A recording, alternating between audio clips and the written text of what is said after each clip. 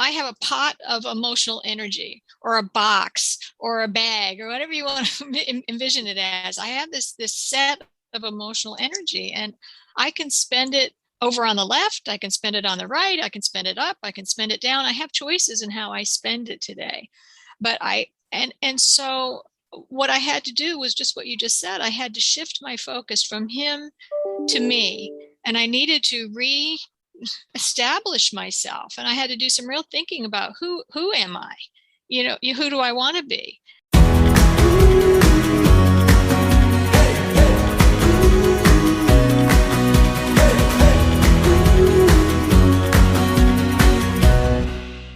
Welcome to the Healing Cassandra podcast. We are here to support NT women in neurodiverse relationships. Our goal is to empower you to nurture your health and well-being. I'm your host, Margot Alexis. Today, you're in for a treat. My guests are three women I admire, I'm inspired by, and I'm grateful to call my friends. They are all in long-term neurodiverse marriages, or as I like to call us, the OGs of the NTs.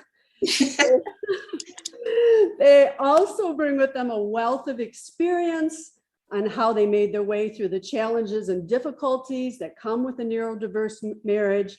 And I'm excited for them to share that with you today. So let's welcome Barb, Michelle, and Barbara. Welcome, ladies. I'm so happy. I couldn't think of any other guests that I would want to have for my debut podcast of Healing Cassandra. Let's begin with each one of you telling us how many years you've been married and how far into the marriage were you when you suspected your husband may have ASD.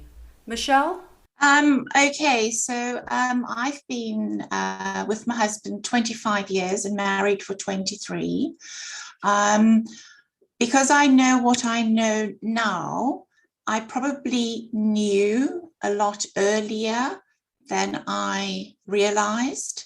But I think probably the last 10 years, it was a more obvious and focused recollection for me that the patterns of behavior were the same. So I wasn't too sure what it meant. And now I do know. But I would say the last 10 years, I knew that it was something that I needed to find out what. Great. Yeah. How about you, Barb? So my husband and I have been married 30 years, and it's probably been only in the last 2.5 to 3 years where, looking back, I realized there were certain patterns, and probably from the beginning, even when we were just dating and engaged, and what the dynamics were and why things didn't work the way I was, hoping they would. Or anyway, so a couple years ago, it was brought to my attention that just the possibility of some of this, and a lot of puzzle pieces kind of started fitting together, and it just made a little more sense of different dynamics and stuff that we've been dealing with. So yeah, that's interesting, because it was the same for me. I'm in a 26-year marriage. We've been together over 28 years, but it was just in the last 4 years. I knew that something was not right. I just couldn't figure it out. Like you said, the puzzle pieces. And then, all of a sudden it all came clear, and it was just like an aha moment where, you're all the years pass in front of you and you say, oh my gosh, this is why this fits now. So I can definitely relate to that. How about you, Barbara? Yeah, so we've been married for 16 years, and we were together for 5 years before that. So you would have thought I might have noticed some of these things. What I noticed were things were a little off the beam, but I always had excuses for them. I always made up, reasons for them. But I can tell you about 10 years into the relationship, I thought, oh, maybe he's on the spectrum, maybe. And so I started to buy a few books, and I did a little bit of reading. And then I convinced myself, nah, that's not quite it, because he's just not as bad as all those people. He's just, you wouldn't meet him on the street and say, oh, yeah, he's on the spectrum. And so I went away from that idea, and then I decided, well, maybe it's me, and I needed to learn to be more patient, more kind, and more tolerant. And I began all kind of self-work. But about 2 years ago, it began to resurface for me, and that was when I changed jobs and I had a little more free time. And maybe that was it. I wasn't always distracted with working all the time and all my outside activities, so I had a little more space to really notice that this is off the beam and it isn't all me. And so I began that investigation again and very quickly ran across enough information for me to say, oh, this has got to be what I'm dealing with. So there were lots of little red flags. I just didn't tumble to them. I just couldn't put, as we've used the word a few times already today, the puzzle pieces together. Yes. And the interesting thing is we know that something is challenging and something's wrong in the relationship, but, you know, many times or most times the family members and our friends, they don't see it. So that's what makes it extra, you know, for us that we're struggling on our day-to-day, every day. And we feel alone because other people say, well, I don't see that, or, you know, they don't know what we're talking about because they're not in the communication on a day-to-day basis. They just see them maybe for a few hours and they may talk surface things, but they don't see, you know, the challenges that go along with it. I'd like to talk about, you know, what, you know, has been your biggest struggle. I know for me, like, there's been many struggles, but one of them I've felt in the relationship is that, you know, I really lost my identity. I felt for many years that I was just on autopilot, especially when we were raising our son. I felt like I was a single parent. I think that was the time that I really struggled the most because I felt like I just had to be on autopilot to get things done with the least amount of conflict.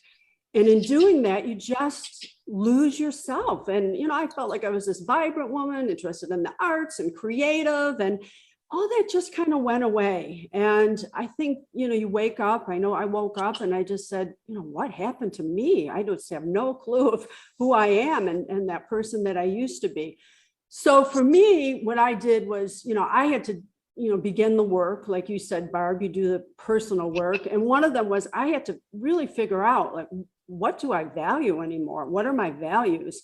And what is important to me? Not important to my children, not important to my husband, but what, you know, what is it that I, you know, truly value? And once I, you know, that was like the base or the foundation of finding out what I truly valued in life, that, you know, kind of set the path for me getting back to myself and finding my identity. And I do want to say that if you go on the Healing Cassandra website, there is a worksheet that you can download on that can help you with that if anyone's interested in that. But Michelle, do you want to share maybe, you know, what was one of your struggles or something you still continue to struggle with and that you're working on and finding tools in that to overcome?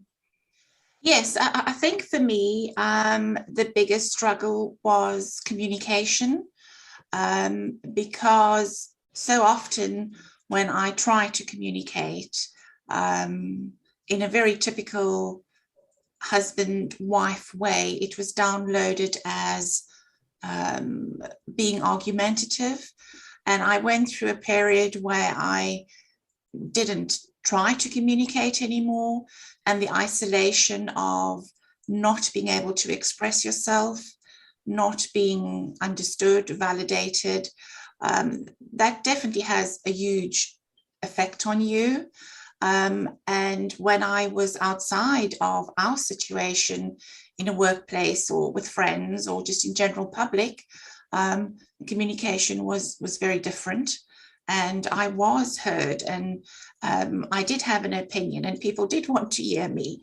So that was the part that I definitely struggled with, because it was my only tool to try and connect with another human being that I knew, yet it felt that was taken away from me. So that I found definitely the most challenging. And like Barbara, I did start reading things, listening to other people, like-minded women, couples that were similar to myself and my husband, and then started to realize there's a whole world out there of people like me. And only from that period, I was able to continue communicating, but starting to learn that it had to be different. You are so right, Michelle, when you said that there are a whole world of women out there who are just like us. And that's very comforting to know that. How about you, Barb? Probably one of my biggest things that really ended up kind of accumulating and hitting me pretty hard, maybe 12 years ago or so. And then there was a few year period where I thought I was losing my mind because, and I just, looking back, realizing, you know, just exhausted from the overcompensating of several things, not only just, you know, in our marriage relationship, but especially raising kids, and how much, you know, I just figured, like Barbara was saying too, you know, if I just try harder and do things different, if I am, you know, nicer, if I come, you know, approach things and say them differently, you know, maybe this will help, in the midst of kind of helping my husband, you know, with what a lot of times, I mean, is an anxiety and a lot of that he deals with. I totally took charge of anything outside of his job. I decided that was totally going to be my area, which, you know, on the one hand, that's great, but when it gets to be just an overwhelming thing where you kind of lose yourself in that, yeah, it ended up kind of biting me. So still kind of learning how to, be my own self, not take on everybody else's things. I felt like I was, especially in emotions and stuff, trying to manage my own, my husband's, my kids. And then also along with that too, trying to, not knowing what was going on in the family dynamics, I kept trying to protect my kids, I guess. And then also when they're younger, you know, I'm not going to go discuss everything with them either. So it was a pretty lonely time in that. Yeah, just I think overcompensating is the word that and the idea that kind of got me into trouble. Yeah, overcompensating, I think that's a big thing. I know I have felt that I had to be both, you know, the mother, the father, you know, take care of everything, you know, superwoman, and just for many years, just letting them, you know, off the hook and taking it all on. And then that's where it's exhausting. And I know for me, I would get sick and run down and bitter and resentful and, you know, all those negative things, because you feel like that if you're not going to do it, it's not going to get done. And, you know, you want your family to be a family, and you have this vision of, you know, it being a certain way. And when it's up to you to create that, after a while, it's like, gee, I'd like some give and take, or I'd like some reciprocity here. How about you, Barbara? Oh, I can so relate to everything you all have said already. I look back and I would look back at myself and I'd say, what happened to this vibrant, vital woman? You know, this woman that was passionate about life and had a lot of joy going on. And I found myself isolated from my friends, isolated from my family. I heard one of you say lonely. You know, I realized how lonely I was, even though I interacted with people at work and things. There was a feeling of loneliness and disconnectedness, and that eventually led to some depression. And I had to deal with some of that, but I was still not sure what all of this stuff was. And it built into a level of resentment. And I got to where I didn't like him anymore. Forget love. I didn't like him anymore. You know, I cared and respected, and I'd say I'd love him, but I just didn't like him anymore. And that all of that was such a major, major struggle for me. And today the struggle is rebuilding some moments of fondness towards him. You know, letting go, sanding down those edges of resentment, So that's where I'm living right now, in that rebuilding phase. And it's a journey. What are some of the things, and this is what I admire about all of you ladies, because even though we are in these difficult relationships, all of you have made a commitment to yourself, to do the work, to begin the journey to heal yourself, and to shift the focus that from him, okay, maybe will he get counseling? Will he get evaluated? And it's always on him, but to survive and to endure these long-term marriages and that, I see each one of you have shifted the focus, to yourself. And one of the things that I like that Barbara, you've mentioned before is about, our emotional energy. Do you want to talk a little bit about that?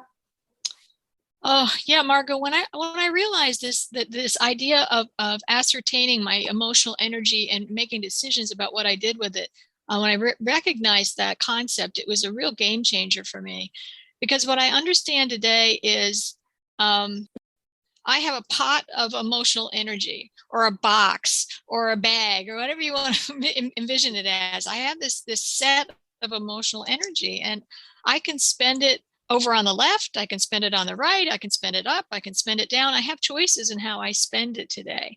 But so what I had to do was just what you said. I had to shift my focus from him to me, and I needed to reestablish myself, and I had to do some real thinking about who am I, who do I want to be.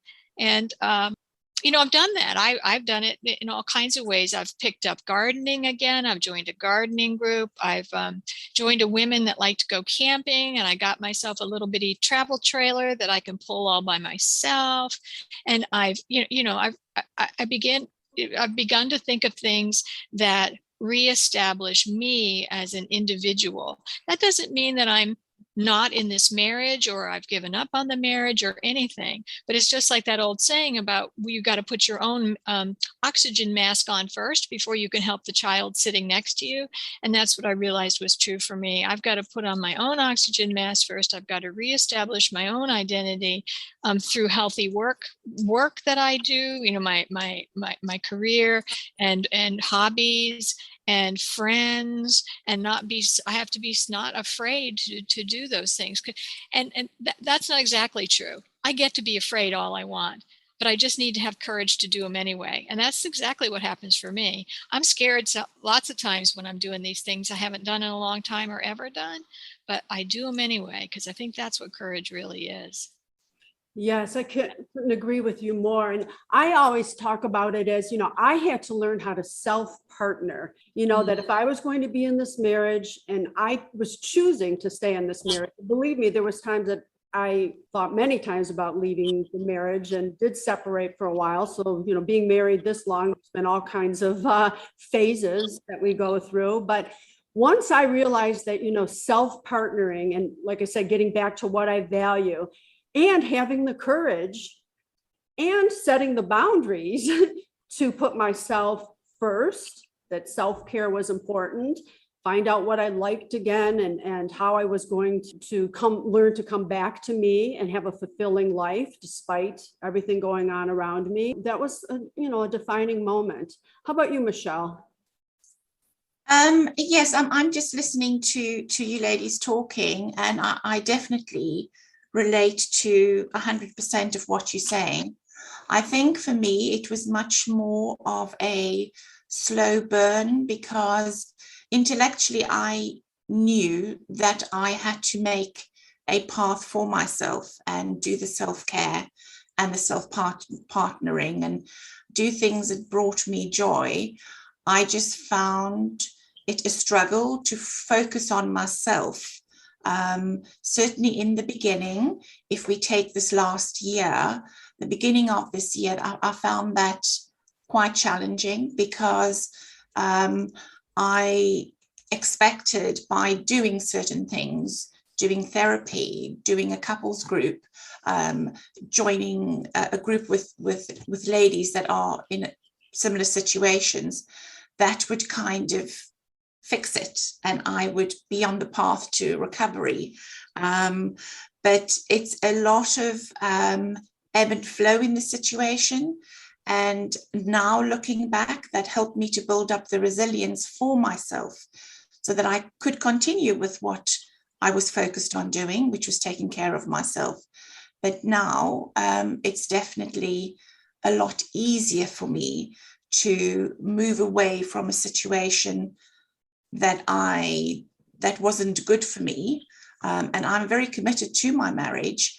But as we know, there's times that it just draws you in negatively, and it's not good for you.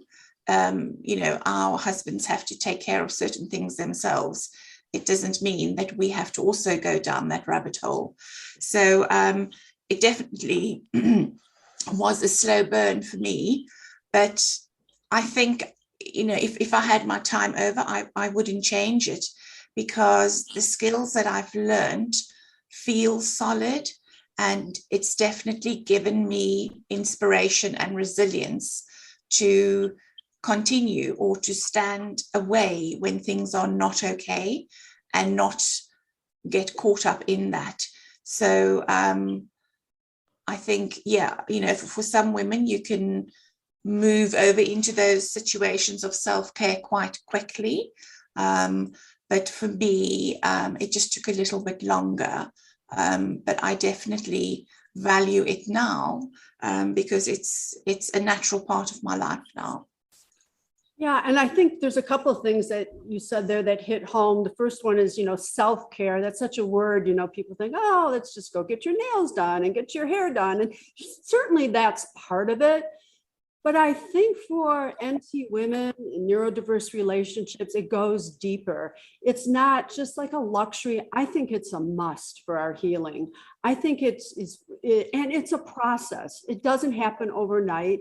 And I know it can be difficult because we look at it as, oh, I'm being selfish, or, just to keep doing things for myself. I'm putting myself first. I have so many other things to do. But I just think it's vital for us to, whatever self-care looks like for you. Barbara, it's gardening and, her travel trailer. And I know for Barb, it's playing the piano so beautifully. Can you talk a little bit about that, your journey back to using your creativity with the piano and how much joy that brings to you and to us, because we get to hear you?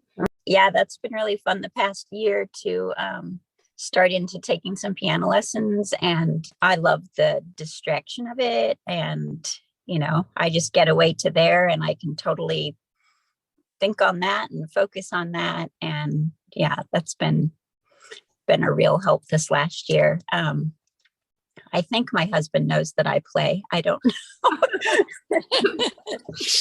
know. Always kind of a thought in my mind. But anyway, thankful that, there's you guys to listen to it and people in the piano group. It's been, super encouraging this past year.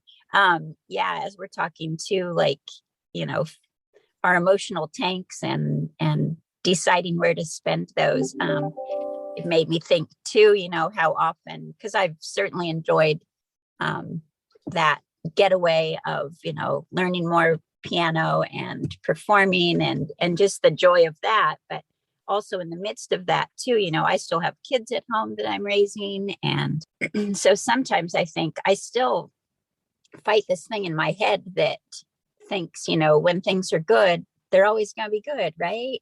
And and when things are bad, then they're always, so kind of trying to settle my mind down and realize that, like Michelle was saying, just there's such an ebb and flow of things. And I think it's been helpful for me to, in that self-care too, to just realize there's moments of that, which sometimes, maybe not even something that I'm doing or doing something special, but just kind of taking a minute to take a breath and remember I'm not in charge of the universe here, because like I was saying, put so much pressure on myself for so many years to be both parents and to keep everything happy chappy at home. And it's helped me to, realize, and it's hard still to accept that there's going to be times that are just really lousy still, but it's been so helpful too, to have this group, especially, and just, those times are, they're still there, but now to have a support of people who understand. And I was thinking too along the lines of, just our emotional tanks and how much we process grief at times, and loss anyway. And so I think it's been helpful to me in the past year too, to take some time to reframe a lot of things, and again, remind myself I'm not in charge of everything. At the same time, there's a whole lot I can do, and to remind myself, like when we meet, I feel my strongest version of me when we hang up the call, and I'm ready to go like tackle something or try something different, whether improving some communication or, I don't know. I go away with such a healthier outlook on things. So that's great, Barb. And you bring up so much about the tank, our tanks get empty. And I think I said to you one time, Barb, if you're driving and your gas tank is on empty, you have to fill it up, or else you're going to be on the side of the road, waving someone down to help you. So, that's the same in our lives. Our tanks get empty. So, we need to do the self-care or wave someone down, get support in that to fill up our tanks again. And as much as we would love to rely on our husbands to do that, they're not always going to, not going to be there in the way that our expectations sometimes are for that we want them to be there. So filling up our tanks and discovering what that is for each of us, because it's a personal thing. For me, I love to art journal, and that's the way that I process through things, is through art journaling. That's a great escape for me. I think it's important for each one of us to find out what that is and to do those things for ourselves despite what's going on in our lives, because that's what's going to give us energy to keep going in our relationships, and we'll be better for it. Like Barbara said at the beginning of the call, put the oxygen mask on first, and then we can be stronger, more clear-minded to handle the difficulties that come along the way. Michelle, you mentioned talking about the rabbit hole, and we talk about the infamous rabbit hole that, sometimes things are going well, and then before you know it, you're just down in that rabbit hole. Like Barbara, you mentioned, depression, and then you say, geez, how did I get here? It's just awful. And how am I feel so lonely, isolated. And how am I going to, scratch my way back up to the surface? I think I can say we've all been there, and it's a terrible place to be. What are some things that you've implemented that are maybe stopgaps to say, you know what, I'm not going to go down that rabbit hole, or I should say like signs before you get to that point that you can take a look at so you don't go that far down? Michelle? I think for me, it's definitely, educating myself about what I was dealing with when I knew what I was dealing with. But I have a huge impact from groups of women and friends like yourselves when we are sharing information. So like Barb was saying earlier, when we come away from our get together, that has got more impact on me to reflect back in the week following. If something does go wrong, then I think about the conversations that we've had, and I think about the different tools we've spoken about and things that works for each other, and the words of wisdom that comes from one of us that might be in a stronger place. So for me, I definitely reflected on that. And as time goes past, it becomes more of second nature. So when you're in a situation that potentially could be explosive, or you could be labeling it as gaslighting, or all of the terminologies that we've learned about, I was able to stand back, reflect on not getting caught up in it, and focus on something like being grateful for something else in my life. And just focusing on a positive, that gave me a sense of joy, and that started making me feel more empowered. And then using that pattern and the repetition through events it does make you feel stronger and you do feel empowered. And that takes you a little longer or further down the road. Obviously, we do have bumps in the road, but when they do come, I certainly feel more empowered to digress and not to go head on into the bump and take care of myself better. So I think it's learning from each other and using those tools and not expecting too much from yourself, because it's not a quick fix, and recognizing that the patterns of behavior is not initiated by us sometimes, but how we react to it is something that I started taking more control of. And yeah, that's been empowering.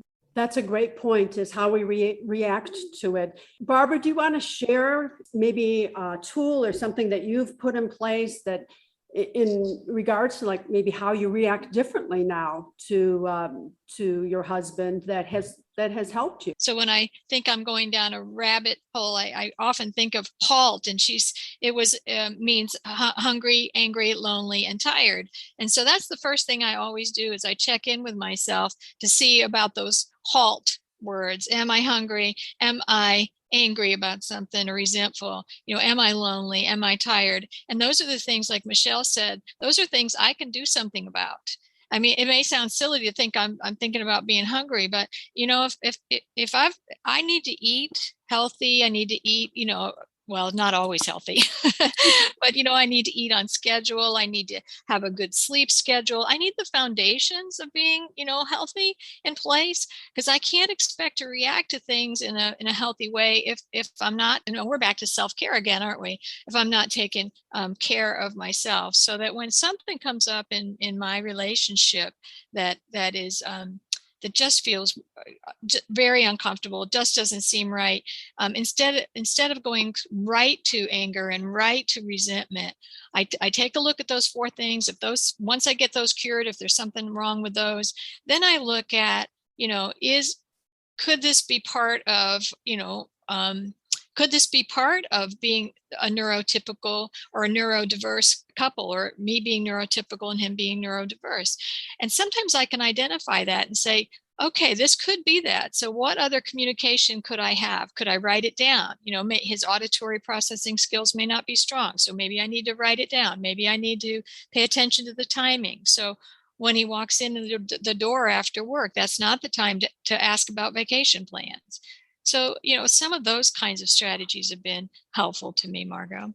I'm going to speak to what Michelle said, because I don't want the audience to think like, woohoo, we have this all handled. Our marriage is perfect. And, No. Come on, ladies, get on board. We're gonna take you to heaven. It's not like that. I mean, I still struggle on a daily basis, and I still am working to learn new skills to work on not only myself, but my communication with my husband. And it is a process. It's a process, and it takes practice. I may come up with something and I'll say, okay, well, I'm going to practice it. And then also I find, like with my husband and with, the ASD mind, they like the repetition. So if I approach something in a certain way and then keep doing that with him, eventually that becomes what he comes to expect.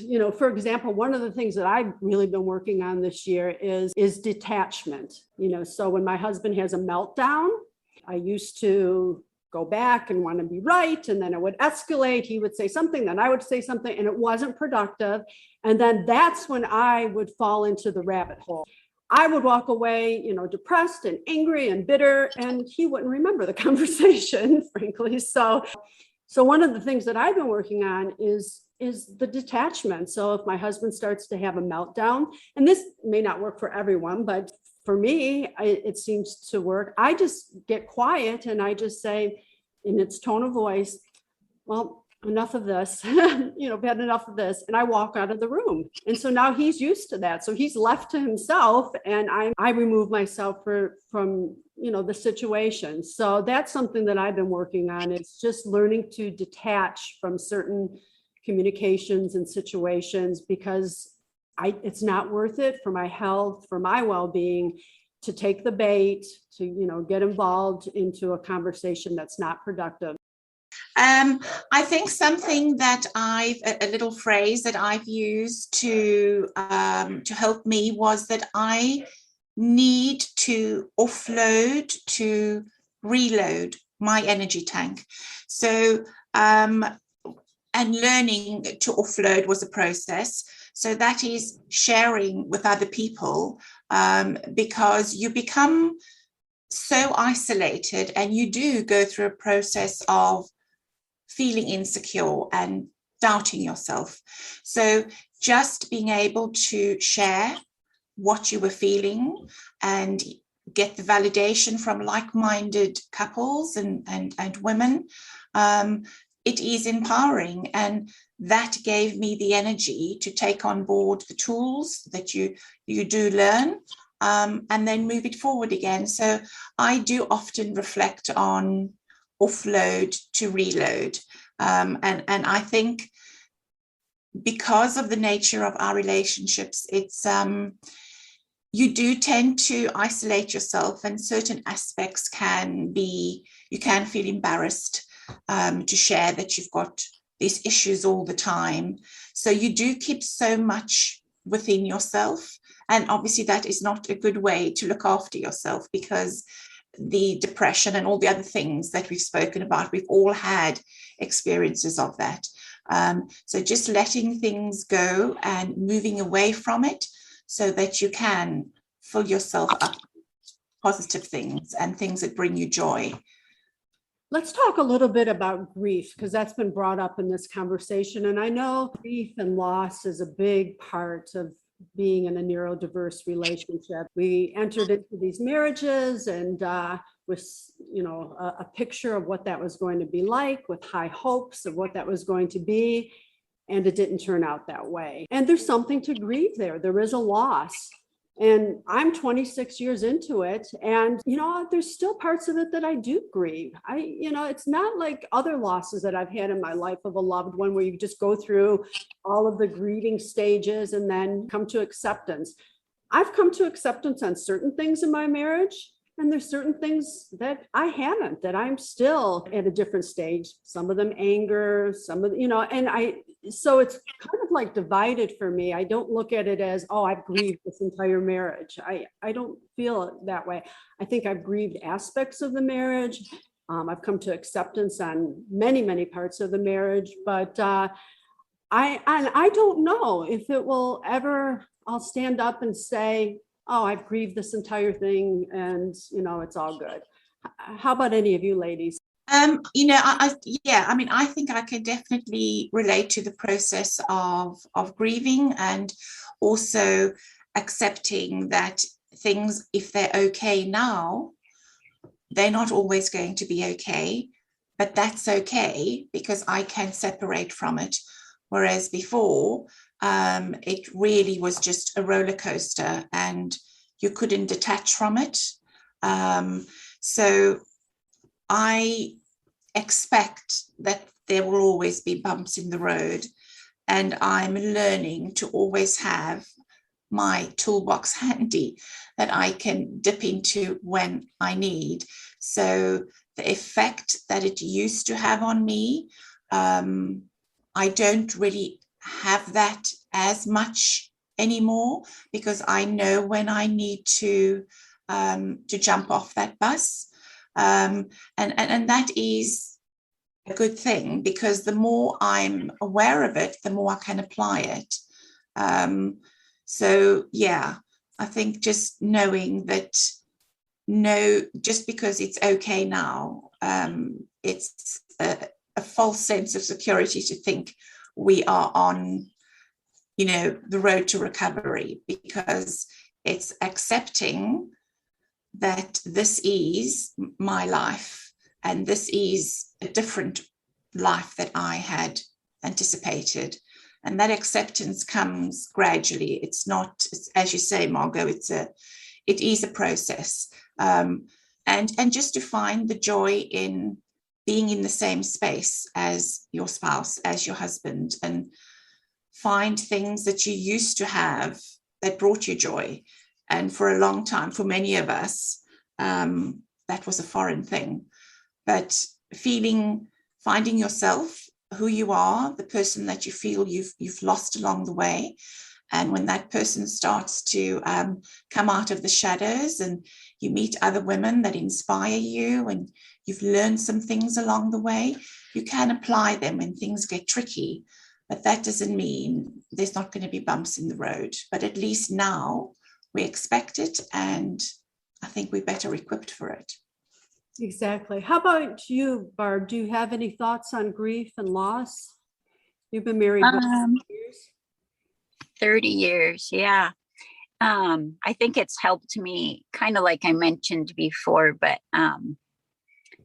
being a little more realistic in, and like Michelle's saying too, it's like, this doesn't just go away, one time, and we've arrived and we've worked through grief and, because things keep coming back. And so I think for me to accept that reality, which is just kind of life, right? Like there's loss and there's difficult times, but thinking too that I probably better like either have these things written down to remind myself sometimes, or be sure to, remind myself or have good friends around me that remind me of the times that you do get through, that because we will have little seasons of all kinds of grief, not just within our relationships here, but and so which then is encouraging to know, like, oh, back then when that was such and such was, a very difficult time, to look back and realize we made it through that. So I keep thinking, we talk often too among us about doing the next right thing.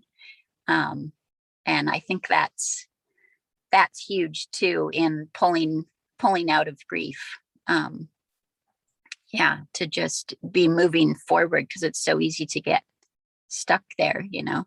I've got a rainy day here today and it's been sunny for so long, and it's easy for me to even just look at the rain today and think, oh, there we go. Everything's lost. It'll never be sunny again. But anyway, I think those reminders that no, it gets sunny. So it's just difficult. And yeah. Barbara, that's your phrase that you say to us all the time. Do you want to talk about that? Do the next right thing. Yeah. It's a meaningful phrase to me because it simplifies everything that I like to complicate. And it just says, do the next right thing and let the results go. And I can trust that if I just put one foot in front of the other, going in the right direction, I will get where I want to go. And maybe it's slower than I want it to be, but I get there. So yeah, do the next right thing, chunk it down to little chunks. What's the next right thing? Sometimes it's just as simple as, all right, look up the phone number, write it down on a piece of paper. It can be something that small, but do the next right thing, because that helps me from being overwhelmed. And that was certainly one of my problems along the way, was sometimes I would get overwhelmed and couldn't find the next, I just couldn't move forward. I couldn't get headed in the right direction. I knew where I wanted to go, but I couldn't seem to get things initiated. So chunking it down, doing the next right thing. Yeah. I love that, Barbara. When I look at the three of you, we've all been in long-time marriages, but each of you are in different stages of your lives. Barb, you have 6 kids. You still have many of them at home. And Michelle, you're in transition now. Your children are off to university, so that's going to bring a life change. And Miss Barbara, you're an empty nester. So you've been with you and your husband for quite a while. I'd like each of you to share, where you're at now and, maybe how it's changed as you've transitioned into a new stage. I know Barb, having 6 kids, when I look at back at my relationship, I think that was the most difficult time, was raising the children. Do you want to speak to that? Because I admire you so much. You have your hands full. Yeah, it's been crazy making at times. And still even, they're not little anymore, which in a way is easier. I don't know, maybe that might have been easier. Now at this point, now I feel like I'm playing psychologist and, you know, with all of them and not doing a very good job most of the time. But I think what's really been difficult in feeling like I was a single parent, but I could never quite convince myself of it, even because, you know, physically we are in a 2-parent home. And so that's been really hard. It's not until recently, and I've not arrived at, you know, some great point by any means.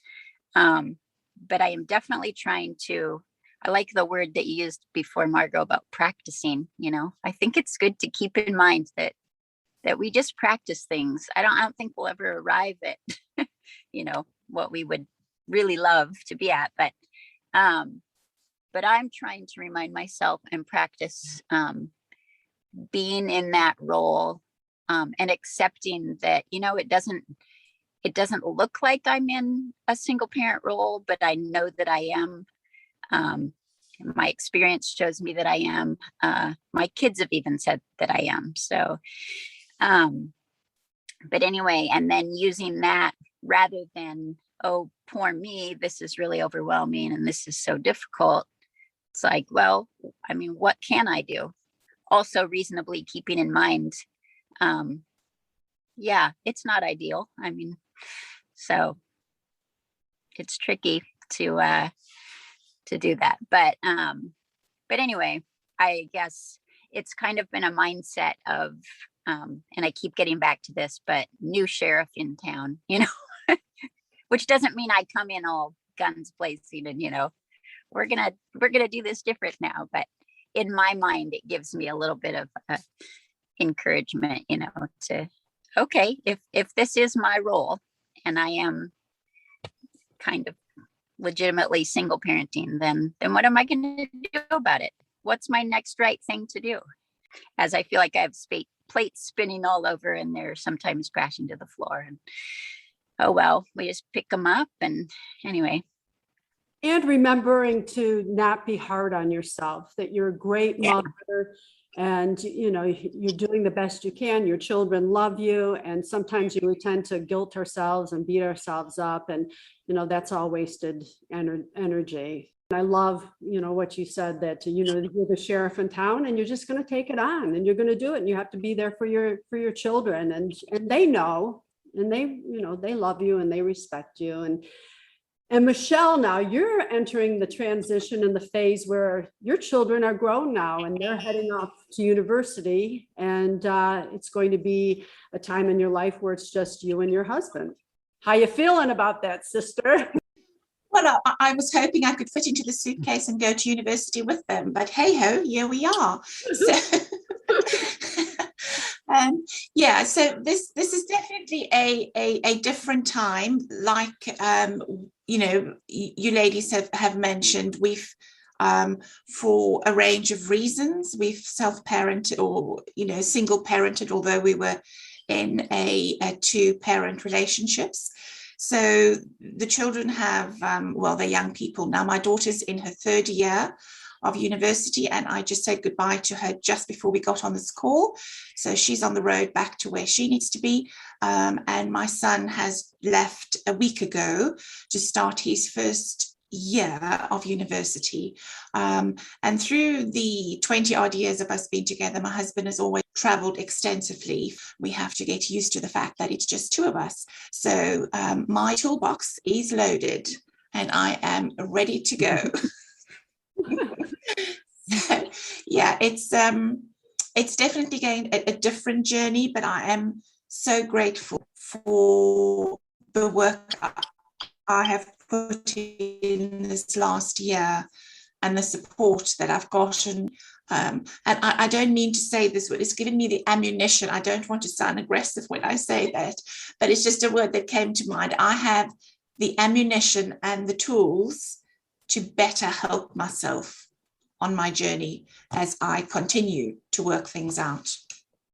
That's excellent. And we'll be anxious to hear how, you know, how it goes along the way, but I have complete confidence in you. So, And Barbara, so it's just been you and your husband for a long time now. You know, the stage of life that I'm in, where it is just the two of us, is a great part of life. And in looking back, I did the math, and really only about 20% of my life was spent raising children. There was a whole nother 80% of my life. Now, 20% of that was being a child or a young person, and another 20% was raising, children. And now there's this whole other big piece of life that is not about raising children. And so I would say to my colleagues and friends that have children they're still working with, there's hope. There's more life after children. And we love our children and we loved our time with them, but there's a whole nother life out here. And that's the part that I'm getting to rediscover and to enjoy, Margot. Yeah. Final question. Many of our ladies that are listening out there, they're maybe be feeling a little bit lost and hopeless and, run down from the weight of their relationship. What piece of advice would you give them? How about if I jump in there first? Perfect. This is Barbara. There are so many things that we've talked about today that I think are pieces of advice that I would give. Taking care of ourselves, that self-partnering, rebuilding our own life. But one of the things we haven't talked about is taking care of our financial health. And so one of the things that I needed to do was to take a look at that, and was to, set up my own checking account. That doesn't mean that we don't have joint accounts, but I needed my own checking account where I could begin to set aside a little bit of money so I felt financially secure. I needed to, especially in my part of life where I am heading towards retirement, I needed to be sure our retirement funds were okay. So I needed help from the outside to get some financial planning underway. So those were some of the things I was thinking about when we talked about self-care earlier, is let's not leave out that financial health. That would be one of my pieces of advice for people, is it's okay to focus on that. That's an excellent piece of advice, and a very important one that I think when we focus on our finances, and that it can empower us as well. Just a last thought, maybe even for people that haven't been working or outside the home for a while, or have been working and they're not happy with their jobs, it's an opportunity to do some investigation of something new, to try a new job or going back to a job that you haven't had in a while. So getting out and doing something new. Good. And Barb? Take a breath, give it a little, beat, and before moving on. But another thing, yesterday, I was kind of joking around about being interested in pursuing, like practicing being an adult, because of course I'm a full-fledged adult by age, but so many times when things are overwhelming and I just feel like I'm a scared little child a lot. So anyway, keywords today for me are practicing, and I'm trying to keep in mind. So what would an adult do in this situation? What's my best adult move? How about Michelle? Yeah, I think absolutely doing some more things for yourself, and making sure that you are more in control of your overall life now that you have found yourself again, once you've gone and done the work, understood what it is you're dealing with, gotten the tools to help yourself. Definitely that you can be self-sufficient, because for so many of us, we are reliant on our spouses, particularly, from a financial point of view, like Barbara was saying. And, that can just exacerbate the journey that you are on, particularly if you've got younger children. So continue to reach out to empower yourself, to find the tools that you can be self-sufficient and you can be independent. I certainly, for me, my children, as I say, are grown, but that was a huge challenge when they were younger. and the pressure and the stress of knowing that everything that you relied on was invested in the one person. And if it is a volatile situation, it can be very overwhelming. And many of us have been in that situation.